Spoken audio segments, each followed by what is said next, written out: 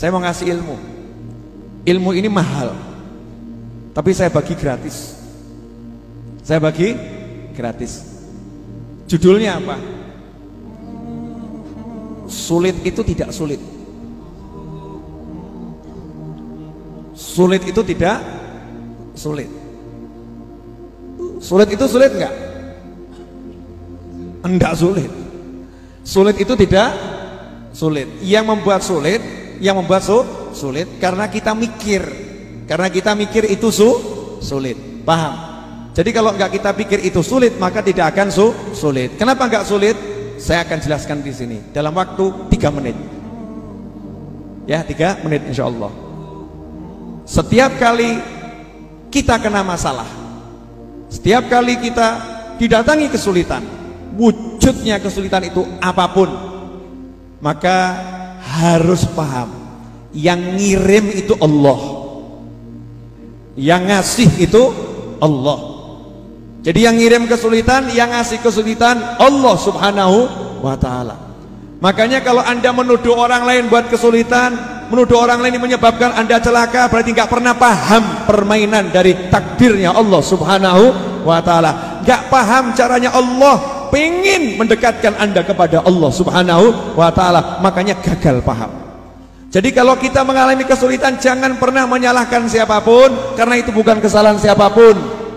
Begitu ada kesulitan, itu jalan cintanya Allah subhanahu wa ta'ala. Allah ngirimi saya kesulitan. Makanya Rasul bersabda, sesungguhnya yang paling berat ujiannya al-anbiya, tsummal amsal, tsummal amsal. Ya, para nabi dan semisalnya, para nabi dan sejenisnya. Yang ngirim kesulitan itu Allah. Jadi kalau jenengan bilang saya ini gak dapat duit gara-gara dipecat, keliru. Ya, saya ini sengsara gara-gara suami saya, keliru. Walaupun memang suaminya menyengsarakan. Ya, saya ini sengsara karena istri saya jelek, keliru. Ya, istri jelek memang menyengsarakan. Kalau orang itu suka lihat istri orang lain yang cantik. Kalau nggak pernah lihat yang cantik, yang jelek tetap cantik. Jelek itu kelihatan jelek karena dibandingkan dengan yang lebih cantik. Bandingkan yang jelek dengan yang lebih jelek, maka kelihatan cantik. Sebelum kamu jelekkan orang lain, silahkan kamu bercermin, lihat dirimu sendiri, jelek atau ganteng. Paham ya? Sadar diri. Itu iklan. Jadi jangan nyalahkan siapapun. Tahu yang ngasih masalah tadi siapa? Yang ngasih masalah siapa? Yang ngasih masalah siapa? Oke. Kalau yang ngasih Allah, ada enggak yang bisa menghalangi? Enggak ada. Kalau yang ngasih masalah Allah, enggak ada yang bisa menghalangi.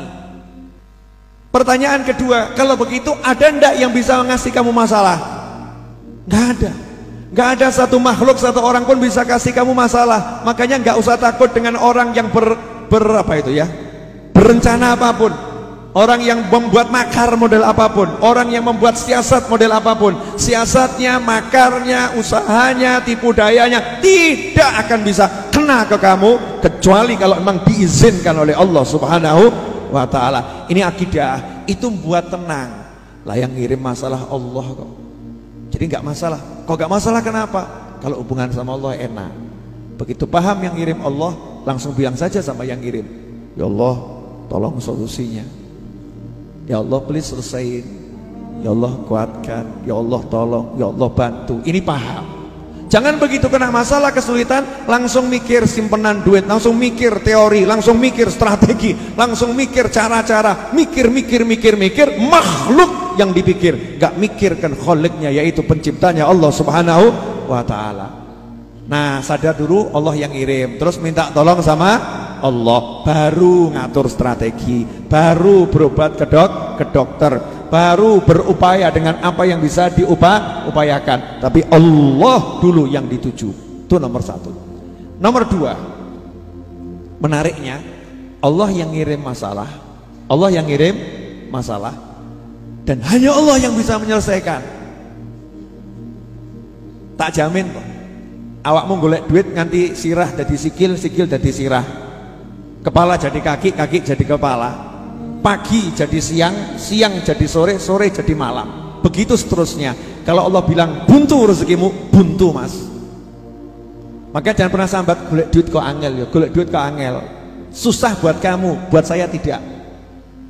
Sorry bro, gua awakmu angel, awakku alhamdulillah gampang. Habib kok begitu Bib? Buat dia mudah, buat saya kok susah. Biar kamu paham, usahamu sehebat apapun tuh gak bisa datengin rezeki. Sekeras apapun kamu ikhtiar, gak bisa jebol pintu rezeki. Yang buka, yang nutup pintu rezeki Ar-Razzaq wallah ta'ala, Allah yang maha kuasa. Paham sih, hanya Allah yang bisa menyelesaikan masalah, hanya Allah yang bisa menolong, hanya Allah yang bisa membantu. Jadi nomor satu yang kirim Allah, nomor dua hanya Allah juga yang bisa menyingkirkan. Uniknya, menariknya, nah Allah itu udah ngasih tahu kalau ada masalah sebetulnya itu hadiah. Oh, masalah kok hadiah? Bu, ibu ngantuk, teler kelas berat, jam 1 malam digugah bojo, diograk-ograk, tangi bu, masalah atau berkah? Wah, bingung. Masalah atau berkah bu? Jujur, masalah atau berkah? Masalah. Kemudian suaminya bilang, tolong buatkan nasi goreng pedes pol. Masalah atau super masalah? Males atau enggak males?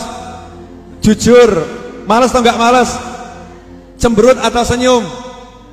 Merengut atau besengut? Podo wae ya. Cemberut, merengut, besengut.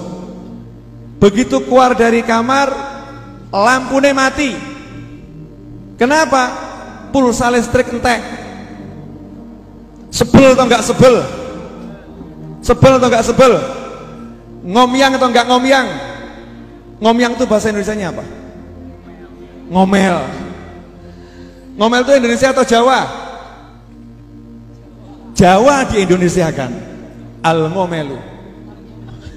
Muring-muring, ngomel, ngomyang, entah bahasanya apapun. Ke dapur. Begitu sampai dapur, tiba-tiba ada 20 lilin menyala. Tas, 20 lilin menyala. Kemudian di situ ada mengatakan surprise, ngei emas sak kilo. Emas sak kilo. Ya, kemudian semua yang 20 orang itu ngomong, ini hadiah dari suamimu, ini hari jadi pernikahan kalian. Jenengan seneng napa besengut? Mati ngadeg kaget bu. Seneng kan ya? Seneng, betul? Seneng, bahagia. Pertanyaan saya, sebetulnya tadi gugah membangunkan dirimu dikala kamu males bangun, dikala kamu suntuk untuk bangun, dikala kamu capek, dikala kamu lelah, dioyak-oyak bojo, itu enak atau enggak enak? Enggak enak, betul. Lampu mati keluar untuk masak, enak atau enggak enak?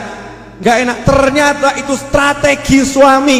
Untuk apa? Surprise. Kejutan dek, kejutan. Ternyata suaminya mau ngasih hadiah. Begitulah Allah subhanahu wa ta'ala. Awakmu dikai masalah, dikai surprise, dikai kejutan, dikai hadiah, mikir elek-elek, kurang ajar awakmu. Habib Novel galak ya. Kalau orang mudeng-mudeng. Paham enggak? Jadi dikasih masalah, dikasih yang nggak enak, itu sebetulnya lagi apa? Di ujung disiapkan surprise, kejutan. Makanya kalau udah dikasih tahu dari sekarang, begitu ada masalah, asik, hadiah. Ada masalah, surprise. Entenono hadiah, entenono surprise, mesti enak. Ada yang nonton ini kemudian ngomong, Habib, aja mong gedebus. Gedebus itu bahasa apa ya? Bahasa Jawa suwe gitu ya, Jawa kuno. Gedebus. Jangan asal bicara nggak ada dalilnya. Zaman sekarang ini dolar dalil. Dikasih dalil yang nggak mudeng. Ya udah nih, dalilnya simple. Fa inna ma'al usri yusran, inna ma'al usri yusra. Itu ayat turun ketika Kanjeng Nabi SAW lagi duduk dengan sahabat. Kemudian Nabi ngomong sama sahabat, dekatnya ada batu. Rasul bersabda, kalau ada kesulitan masuk ke dalam batu itu, maka kemudahan akan mengejar masuk ke dalam batu itu, kemudian akan mengeluarkan kesulitan itu dari batu itu. Artinya apa? Kesulitan gak pernah berlepas, nggak pernah pisah dengan yang namanya kemudahan. Maka turunlah ayat fa inna ma'al usri yusron, inna ma'al usri yusra. Kalau diterjemahkan dengan terjemahan yang benar, terjemahan menurut tafsir, sesungguhnya bersama kesulitan itu ada kemudahan, dan sesungguhnya bersama kesulitan yang tadi ada kemudahan yang lain. Artinya bersama kesulitan yang sama terdapat dua kemudahan. Kemudahan nomor satu, solving problem, menyelesaikan masalah. Kedua, kemudahan nomor dua, surprise, kejutan. Dalil berikutnya, qala Allah Ta'ala, wa may yattaqillaha yaj'al lahu makhrajan wa yarzuqhu min haitsu la yahtasib. Barang siapa bertakwa kepada Allah, pengajian, maulid, sholawatan, zikir, istighfar, ziarah kubur, birrul walidain, silaturahim, cari nafkah untuk pasangan, cari nafkah untuk anak, cari nafkah untuk orang tua, murah, senyum, sedekah, berderma dan lain sebagainya. Wa may yattaqillaha yaj'al lahu, maka dia Allah, bukan Habib Muhammad, bukan Habib Novel, bukan Habib Muhammad Syarif, bukan Gusmus, bukan Syekh fulan, bukan Ustadz fulan, bukan Kiai fulan, bukan Gubernur fulan, bukan Presiden fulan, bukan pejabat fulan, bukan Jenderal fulan, bukan. Yaj'allahu Allah, Allah yang menjadikan untuknya. Sorry bro, Allah yang turun tangan. Yang turun tangan Allah, Allah yaj'allahu makhraja. Allah menjadikan untuknya, Allah menjadikan untuknya. Iling-ilingin nih loh, Allah menjadikan untuknya, Allah menjadikan untuknya. Apa yang Allah buat untuknya? Makhraja, mumet seperti apapun, masalah seperti apapun, ruwet seperti apapun, Allah yang berikan jalan keluar. Pertanyaan saya, kalau Allah yang berikan jalan keluar, ada yang bisa menghalangi? Kalau Allah yang berikan jalan keluar, ada yang bisa nutup? Kalau Allah yang berikan jalan keluar, selesai nggak masalahnya? Selesai. Yaj'allahu makhraja wa yarzuqhu min haitsu la yahtasib. Selanjutnya setelah dikasih solusi sama Allah, dikasih jalan keluar sama Allah, wa yarzuqhu, Allah kasih dia rezeki yang sifatnya surprise, kejutan. Kenapa dikatakan rezeki kejutan? Ini terjemahan murni terjemahan ala Habib Novel. Allah memberikan rezeki berupa kejutan. Kenapa kejutan? Karena nggak pernah bisa dipikir, dikira-kira nggak bisa, datang dari arah yang nggak jelas, arahnya dari mana nggak ngerti, ujuk-ujuk wono, kan namanya surprise, kejutan. Rezeki berupa kejutan dan Allah yang ngatur. Penak anteng meneng rezeki teko, wah masya Allah, nikmat. Paham nggak? Baru 1 menit. Jelas? Apa yang jelas? Oh, surprise-nya tok ini. Surprise. Jadi kalau ada masalah atau hadiah. Jadi kalau Anda terlilit hutang nggak bisa bayar, besok mau ditagih, mau dihajar, masalah atau hadiah? Kalau istri Anda marah-marah menuntut minta cerai, masalah atau hadiah?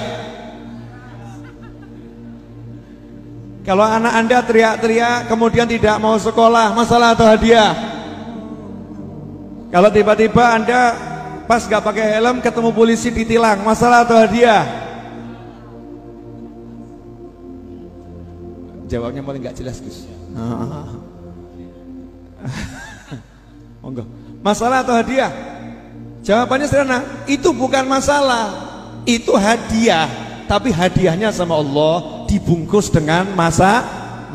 Bungkusnya masalah, dalamnya hadiah. Makanya kamu jangan lihat bungkusnya. Kadang yang namanya kekasih menyembunyikan intar berlian di balik yang namanya kertas koran, dibungkus kertas koran, ternyata dalamnya intan dan berlian. Ketika kekasih terima, apa iki? Kamu cuma kasih aku kotoran di kertas yang kotor, ya. Kemudian bungkus yang kotor, menghina, mencela, mencampakkan. Ketika dicampakkan, diambil sama kekasihnya, dikasihkan orang lain. Ini hadiah dariku. Nah yang lain terima, masya Allah, terima kasih. Gak lihat bungkusnya, lihat yang memberi, dibuka, ternyata isinya intan berlian. Bejonya luar biasa. Dan yang sering menyebabkan kita gagal mendapatkan karunia Allah, hadiah dari Allah.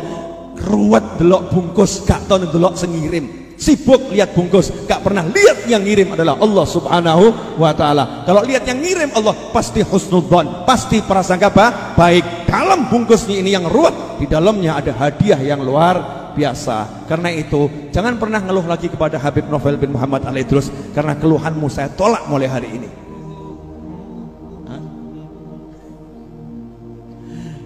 Ini lebih sadis Gus Mus nih. Paham semuanya? Kok jadi diem semua kenapa? Ditolak keluhannya ya. Gak usah berkeluh kesah.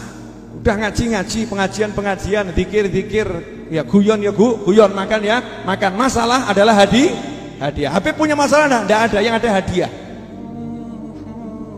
Setiap masalah saya anggap hadiah. Makanya hidup saya penuh dengan hadiah. Ya penuh dengan hadiah. Yakin saya sama Allah Ta'ala. Rugi kalau nggak yakin sama Allah. Kalau nggak yakin sama Allah, suruh yakin sama kamu. Moh aku. Saya suruh yakin sama kamu gitu ya. Kamu yang kaya, suruh percaya kamu orang kaya. Moh aku.